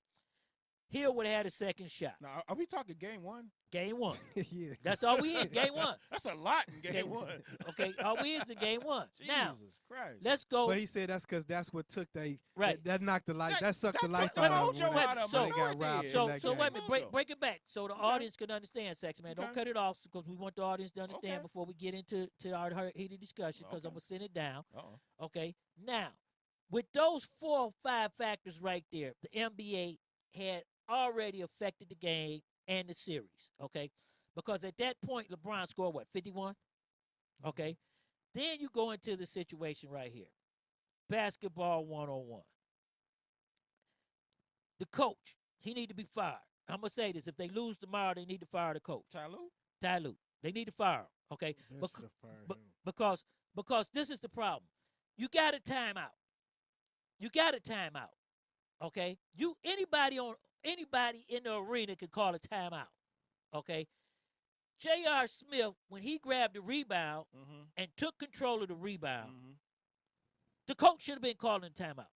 Okay? Period. That's on the coach's fault. Second, everybody on the court, just like us sitting in the studio, should be on the same page. Okay? Now, basketball 101. And I hate to say this about J.R. Smith because I understand what he was doing. He gonna never let that down. He was looking for Kyrie, and he was looking for James because he wanted James to have the ball. Nothing to say. I don't blame him because guess what? If I was J.R. Smith and I got the ball, I look to give it to everybody. Looks to give it to LeBron. Yeah. That's the problem there. Yeah. Okay, that's the problem there because basketball 101. You under the basket. 4.6 seconds. Go up. You have nothing to do but go back and challenge the ball. There's 2 things you do. You challenge KD, make KD foul you, or back off and give you the shot. And you go up with authority. Okay? So if he do foul you, you can still hold on to the ball because you ain't got nothing to lose. Okay? You don't take it back out to the key. That's what they was doing to Golden State. They were letting Golden State take shots no, on them but Saxman, forget Golden State. Golden State has no bearing on this whatsoever. It's a breakdown of the Cavaliers and the players, okay, and the coach. There's no excuse for that. Now you have put Golden State in a position that you knocked them down. That's like Ali and Frazier. You put Frazier on the mat, and he's on his way out. But instead of going to your corner, you want to stand over him and talk smack to him. So the referee now has to stop counting and push you back to the corner. Frazier get up and knock you out. Okay? That's what happened. And they have not recovered from that because guess what? Everybody got intimidated. Everybody's being told once again they slugs, they can't do nothing. Curry, they ain't playing no defense. I ain't seen none. Okay, so the first game, the referees made some serious. Curry had like they ain't played none game one. He didn't hit a 3-pointer until the second half last night. Wait a minute. You know what? It doesn't make a difference right now. he didn't have to. He had Durant do it on the word. It doesn't make a difference right now. They could have won that game. I don't care who go on the court. They have J Mac said something, and I'm gonna send this to him after I say this. J Mac said something 2 weeks ago. And I fought, but I actually seen it. They gave up. They gave up. Golden State just beat them until J Mac said, "How can he be the GOAT? He gives up." But go ahead, Jay. Right, Jay. You said, "How can he be the GOAT? He gives up." Right. Exactly. Right. I mean. But it ain't on LeBron giving up. I'm talking about. No, it's not. I mean, we starting with LeBron. Okay, go ahead. When we win with LeBron, we start with LeBron. When we lose, we go with him. You know, so yeah. LeBron played a perfect game until the end. They all did. They could not close. So y'all saying it's over. Wait a minute, hold on, Sax. Yeah, it's been over. Sax, go ahead, J Mac. Go ahead. It's on you. They couldn't close. I want your whole take. That's what it is. They didn't give up. They don't have an end game. Wait a minute. I want your. They don't have an end game. Wait a minute, Tom. Hold on. No, I do feel. Hold on, J Mac. Hold on, J Mac. I want the audience because the audience heard me and J Mac have our debate. I want J Mac to give me his critique all the way on these games and come up. What did you see? Game one. Tell me about game one. Wait a minute, Saxman. Tell me about game one and then come down to the last night game. Okay, well, the best with game one, they played. They might have been the best playoff game they played in the playoffs. They played like a unit. They passed the ball. They had some mishaps on defense. They played good. They played good. I feel LeBron led the team real good, but in the end, he got frustrated and lost his mind. Yeah, he did. He didn't hold. You know what I'm saying? And like it seemed like in overtime. In overtime, he lost it. They all lost their mind. They was mad. They was done. They was done. You can see they was done. They gave up. But you're looking at your leader. I mean, look at your leader just like putting you on blast in front of the whole world.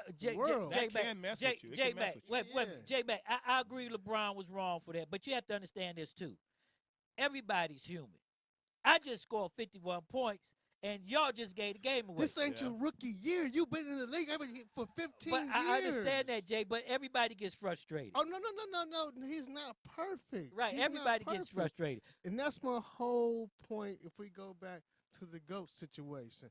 Jordan was never perfect, but on the highest stage, he always was. He never had a flaw. But let me say that. No, not on the highest stage. He had some big stages. He had a highest stage. He had a cast. I guarantee you, if that was Scottie Pippen to grab that ball under the basket with 4.6 seconds on there, Jordan would have never seen that ball again. I guarantee you, if Horace Grant or Cartwright or Pittman or Kerr, let's go to Kerr. If any one of them had seen that ball with 4.6 seconds left under the net for the game, baby, it would have been down. They would have slammed it or something. Or they would have been back on the line. But Tone the Stone, give me your critique of game one and all the way up. It was a hell of a game. It was a great game, a great competitive game. The Cavs should have won it. I do feel like the referees made a bad call. Right, I do feel like J.R. Smith, he should have took it back up and either made the bucket or drew the foul. Right. I think that's the reason why the coach or LeBron and nobody didn't call a timeout, because everybody expected him. He's right there in the paint with the rebound. Basketball go back up. Right. Basketball 101. And then I think in overtime, I think I think the life got knocked out of them the end of that fourth quarter. Right. And that's what happened in overtime. They was out of their mind. But that's no excuse for game 2 and game 3. I think that the last two games, the Cavs were playing pretty. Game 2, they were kind of I think they gave up. They did give up. Game 2 it shows it. I really watched the main factors. The main factors in this series so far have been that one, we can't take no credit away from Golden State Warriors. That's like like probably one of the greatest teams. Right. But probably one of the greatest teams in basketball. And they did that. Those are the assassins. That's probably not probably. They're one of the greatest basketball teams in the NBA ever. Right. That's one factor. 2, the Cavs do not have an end game. They cannot close. They cannot finish a game when it's coming down. They fall apart. It's like they don't have the strategy to finish out strong. I don't even think they have a game plan. 3, the refs have been the calls have been lopsided in favor of the Warriors. Yep. And I think that's another problem. Yep. I think if the refs got fined and suspended and penalized like the players do, that would tighten that up a lot. Yep. Yep. Well, I agree. Now I'm not gonna say they were bad calls on both sides. But not I as think much. they were more in favor of the much, Warriors. Jay. Come on, not as much. No. But what I'm saying is not as much as the Warriors, and we still had the game. But in our crucial hands. time. See, this is what I'm talking about. Even before we go to that, LeBron, he gave up like 2 good possessions. But he Jay, didn't close out. He came down, and stopped doing what he had been doing, passing the ball, moving the rock around. He came down and dribbled. But for 20 seconds. J Max, let me ask you this question, J Max, because he always pull it back and hold the ball and dribble. So that's a poor table. But that's not good. But let me ask you this question. I've been saying that since his first time he was here before he went to Miami. But let me ask you this question here, J Max. With the referees, it doesn't make a difference if they make a call, bad calls on both sides. It's when they make the call. See, their call in game 1 changed the outcome of the game. The other calls may not have mattered that much. It may gave Golden State a chance to get back in the game or take a lead or whatever. But Saxman. But we still would have won if he made the foul shots. Well, that has nothing to do with LeBron. But see, wait a minute. But you have to with look. With all that being done, with all the bad calls, even with that, I agree with him. In my life, someone bring a call back. That's never been done. But let me say this. Let me say this right here, J-Man. It doesn't matter whether LeBron made baskets or missed basket, because at this point in time, when Hill was on the foul line and JR was on the foul line trying to get the – first of all, JR made – if it wasn't a lane violation, JR may have not even got the rebound. Okay, so that was a miracle in itself to get the rebound. Okay, that's why everybody was shocked. Okay, because they wasn't expecting that.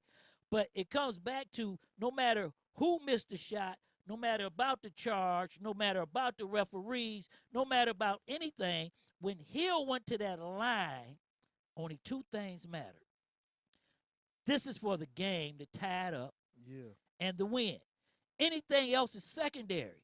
Okay, it don't matter from that point. He's getting paid $17 million. His job was to make those 2 free throws and bring the game home. Period. Okay? JR, you can get that around. The reason I say that the coach need to be fired, and I'm going to stand on this, and you know I love my Cavaliers, and you know I'm there, is because when JR grabbed that ball and the coach seen that JR was not going back up with it, he still had 2.5 seconds to call that timeout. He didn't even call the timeout. He let JR go back to half court. Right. Okay? He could have called the timeout and stopped it. Okay? LeBron was yelling at him, telling him to go back the other way. But JR ain't looking at LeBron, okay? Because JR looking for Kyrie. Everybody wanted to the liquor store. Everybody wanted to be a superstar. Well, no, JR didn't want to be no superstar. See, this is what I'm telling you right now. JR had no intentions of challenging KD, and he had no intentions of taking that shot. Because if he did, he'd have went up and did it. So he ran to the liquor store. I think that boggles my mind. You a professional NBA player, you get the ball. That's the first thing you do it is looking for a shot. I don't really remember what Jay Mack said a week ago, maybe 2 weeks ago, when we had Heavy on the phone with us. Remember JR said, Jay Mack said, if I can quote you, so don't get mad if I don't say it. Okay. He said that LeBron is so busy doing everything, nobody else want to do it, and LeBron takes them out their game. Okay, so instead of playing and doing what they want to do, they're referring to LeBron. Well, they keep passing the ball to him. What do you want him to do? Well, I said that to Jay, but Jay critique us on what you said back then. That's one, and people always get mad at Kyrie. LeBron didn't stay. He wanted to do more. You want to do more for your team, but sometimes you could do too much. Just stay in your lane. Play your role. Right. Play your role. That's another thing. Like sometimes, like I even remember one time, I see them on the sidelines, and JR tells LeBron, "Is you gonna coach or play ball, man? Why is you talking and the coach is talking?" Right. That's why Lou need to be fired. Because see, Lou he has no control. And he's not, I'm gonna say this. Nobody on the team, the owner gutted the team and brought a bunch of scrubs in. So LeBron took a bunch of nobodies to the finals. Okay. No, quick. Why are we calling them scrubs? They're professional. Right. I agree with that, but there's a certain level of professional. Yeah. Because nobody thought that they was going to the finals, and I guarantee you, I did. I guarantee you when he traded everybody and gutted the team, he gave up on them also. So that's why I'm proud of my Cleveland Cavaliers. I can't agree with that in the slightest. And I think another thing with LeBron, like I said before, like that's one of my issues with LeBron. I think I was talking about the thing with the situation with him and the owner Dan Gilbert. But another thing, like I hate to see like when the opposing team makes a shot and somebody's got to take the ball out, LeBron will be right there. He'll lead the ball and start walking. I hate that. I don't care if you're the star. Like, pick the ball up, take it out, pass it out, and pass it back. But just don't look at it and walk like, I'm too good. I'm too good. I hate that. But you know what? I hate that for real. That's what hurt our team this year, and that's probably why Kyrie left, because that nucleus wasn't there. Like when Jordan, and I keep saying this, Jordan had a cast, and his cast played the show, and everybody had their role.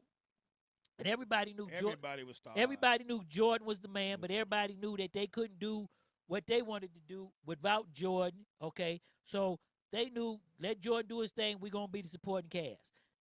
LeBron don't have that, but maybe it's because of his attitude. But this is what I want to say right here. Okay, I'm starting to hear people honestly. Because people are so biased, they won't blame LeBron for anything. Well, if he wins, they'll forgive him for anything. Right. But you know why they won't blame LeBron for anything? And I'm gonna say this, Jay, because I've been looking at you and I looked at some of the things on your feed and how everybody's coming at you. The reason they don't blame LeBron for something, because that's like LeBron is giving his all, and everybody can't look past what's going on the team. Because they see LeBron going out there giving his all and winning games and doing everything. Right. They don't see what's going on here. They don't see what's going on with everybody else, and they don't see where he makes his mistakes. It's hard to see a mistake. So they're willing to give him a pass based on. Well, he's going to get his pass. Okay? But this is a question I want to ask everybody right here. Because that's been his problem. Like even with coaching, like that's why he never went to like a place like San Antonio. Because right before they don't want him. No, not now. But the year that Tim Duncan, he retired, you saw Popovich checking him. Right, but you have to look at this. But when have you ever seen a coach check LeBron? None, because you know why? Because LeBron's a prima donna. But you have to look at this. Most teams don't want a LeBron. Okay, because you take away from because you give LeBron the ball. Look at this. We had Kyrie. Kyrie won 2016, the last shot over Curry.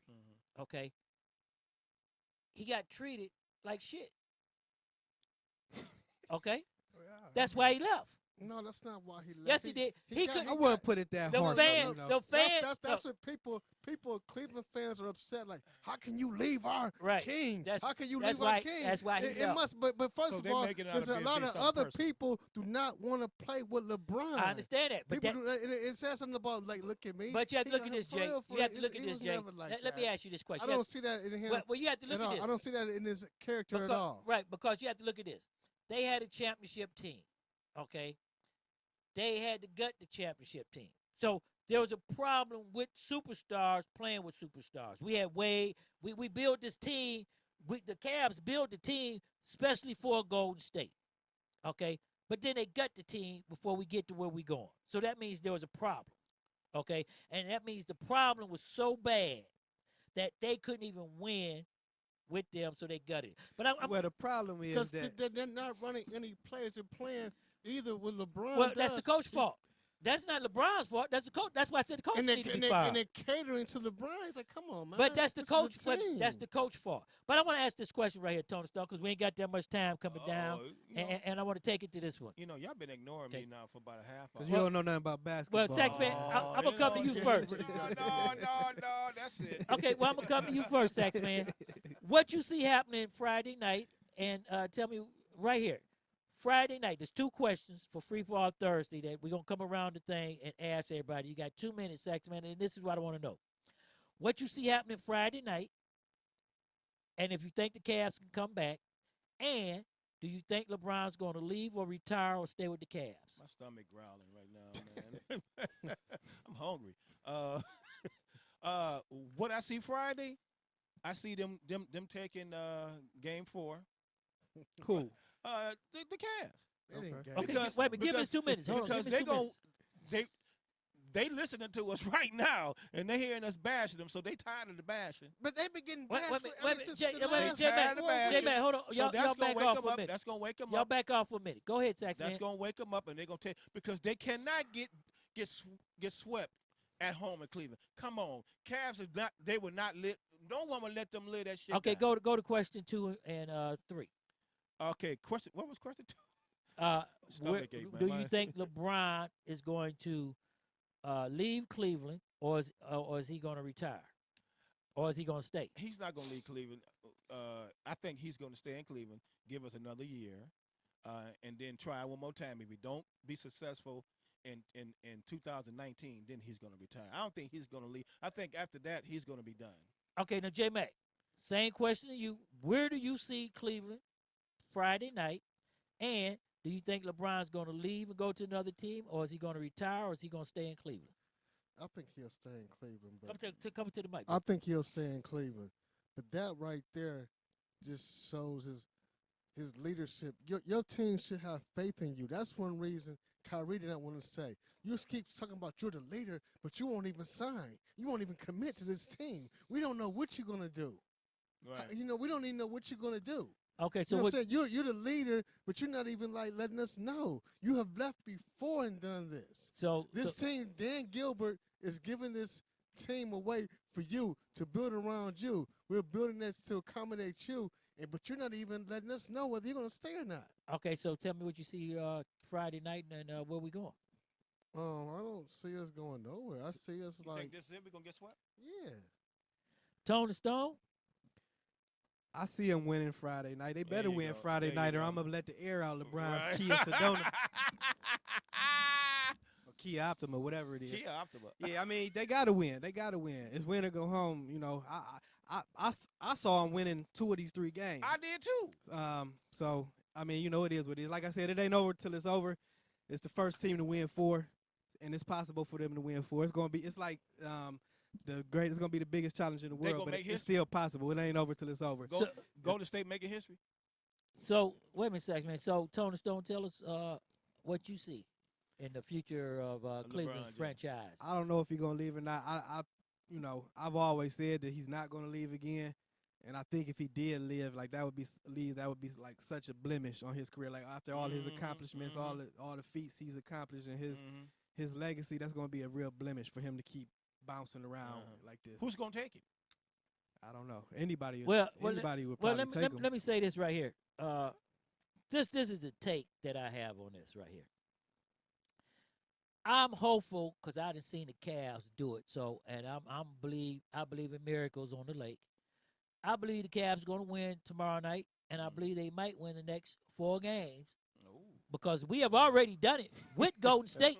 Okay, J-Mac look like you made his hair hurt. They did not have Kevin Durant. Okay, wait a minute. And we had Kyrie. Okay, but listen. I didn't say anything. I said that they have done it. No, they have not done this. They have. The Cavs. They would have been down 3-1. They have not been down 3-0. Okay, no teams came back from 3-0. Right. So tomorrow they'd be 3-1. So history can be made. Can be made. It can be now, made. Now the second thing is this. Second thing is this. LeBron came home for a reason, and LeBron has been told by Michael Jordan and all the rest of them, and things has been established. And he went out and got his 2 rings, and he got 1 here in Cleveland. And he said that he was going to bring Cleveland a championship.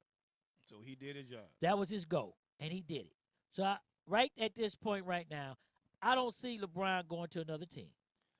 I do see him either retiring or staying. That's right. And if he retires, guess what? He has such a lovely, good career. Yep. And I can say this. LeBron, if he stays, will be in the finals for the 9th straight time. Yep. Okay? And I do see this with Dan Gilbert. After Dan Gilbert fires the coach, I do see some players coming, them going out to get some players. Because Golden State, everybody has to understand, did the same thing that Miami Heat did. They stacked the deck. Okay? They went out and got superstars and stole them from other teams. They went and got 1 superstar. It don't make a difference. That 1 superstar. No, Miami went out and got multiple superstars. And so wait a minute. This team was built for the draft. So wait a minute. But let me say this. This team was built from the draft. But let me say they this. went and got 1 superstar. It doesn't make a difference. They went.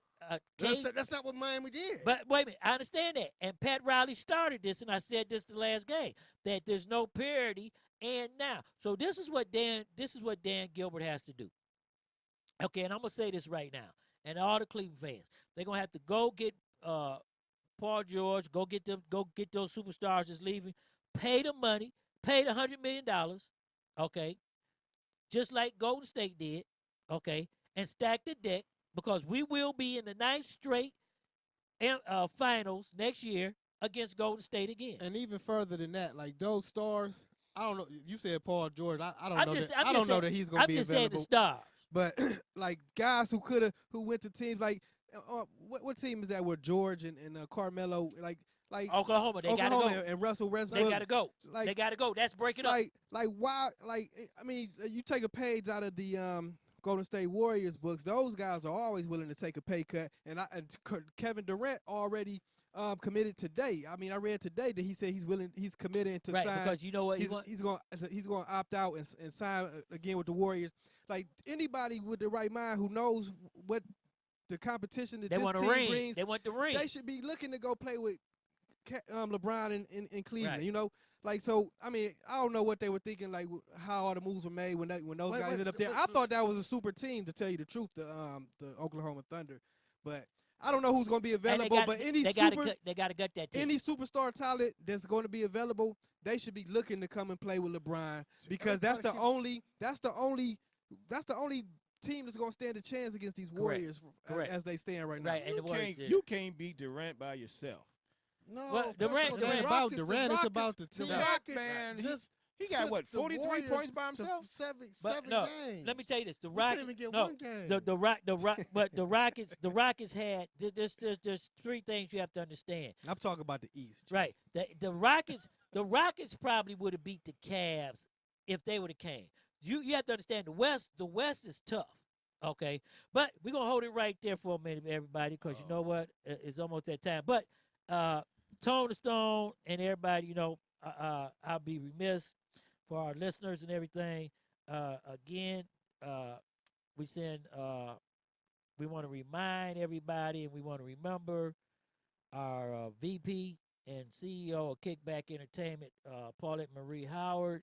She left us a year ago, and we want to send out our prayers to the family, and we want everybody to take a minute and remember her.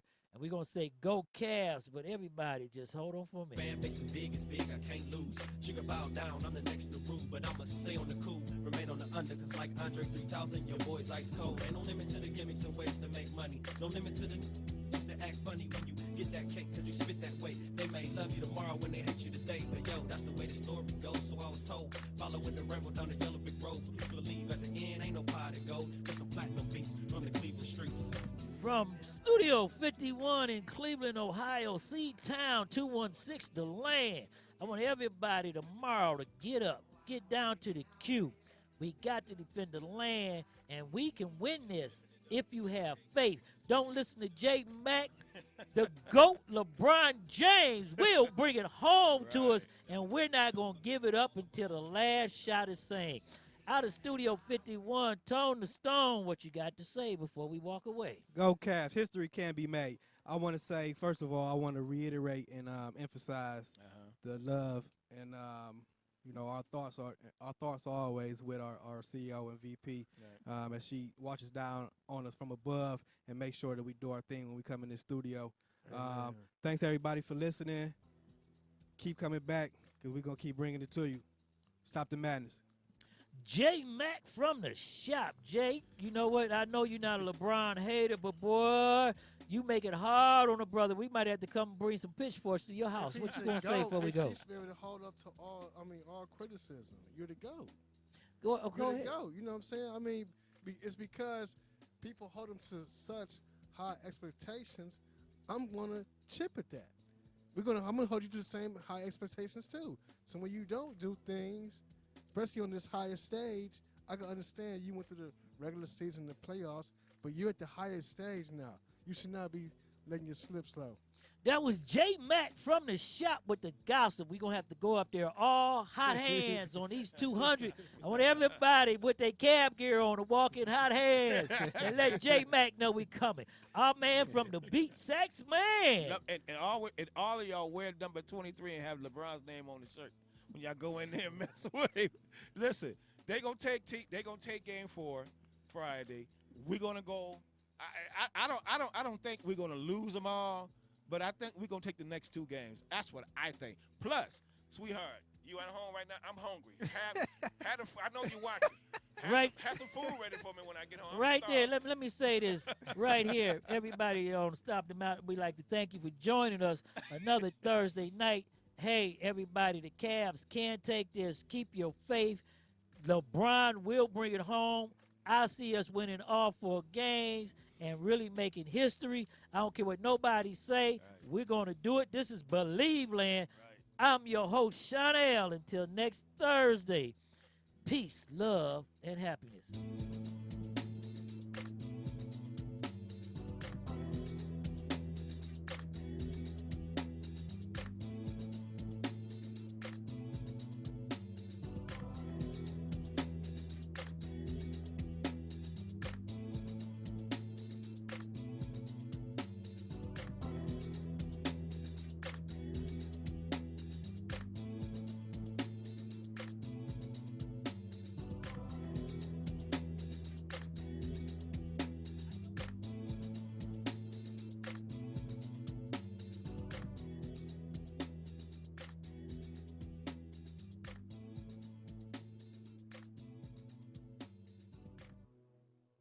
You've been listening to Stop the Madness, Keep It 100 on STMK Radio 100.